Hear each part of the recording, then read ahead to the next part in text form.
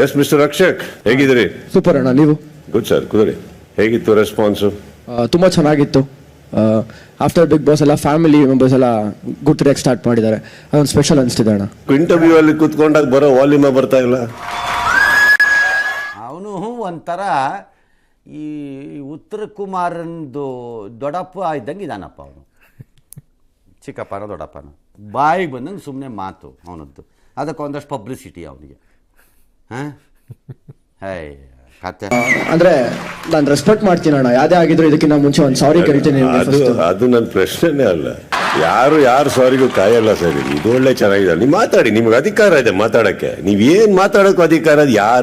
ಯಾರ ಮೇಲ್ ಬೇಕಾದ್ರೆ ಮಾತಾಡೋ ಅಧಿಕಾರ. ಪಾಯಿಂಟ್ ಅದಲ್ಲ, ಅಲ್ಲಿದ್ದಿದ್ದು ವಾಲ್ಯೂಮ್ ಯಾಕೆ ಬಂದಿಲ್ಲ ಅಂದ್ರೆ ಅಷ್ಟೇ ನನ್ನ ಪ್ರಶ್ನೆ. ಎದುರುಗಡೆ ಇದ್ರೆ ಸ್ವಲ್ಪ ರೆಸ್ಪೆಕ್ಟ್ ಜಾಸ್ತಿ ಅಣ್ಣ. ಈಗ ತೃಪ್ತಿನ ನಿಂದು ಒಂದ್ ಜನ್ಮನ ಯಾರು ಹೇಳಿದ್ದು? ಫಾಟ್ ವೆಲ್, ಚೆನ್ನಾಗಿ ಆಡಿದ್ದಾರೆ. ಈಗ ನನ್ನ ಪ್ರಕಾರ ಅದನ್ನು ಭಾಳ ದೊಡ್ಡದಾಗಿ ತಗೋಬಾರ್ದು. ಅದನ್ನು ಅಲ್ರೈಟ್, ಆ ಫೀಲಿಂಗ್ ಇರುತ್ತೆ. ಸ್ವಲ್ಪ ಹರ್ಟ್ ಆಗ್ಬೋದು, ಬೇಜಾರಾಗ್ಬೋದು, ಬಟ್ ಅದನ್ನು ಹಂಗೆ ತಗೋಬಾರ್ದು.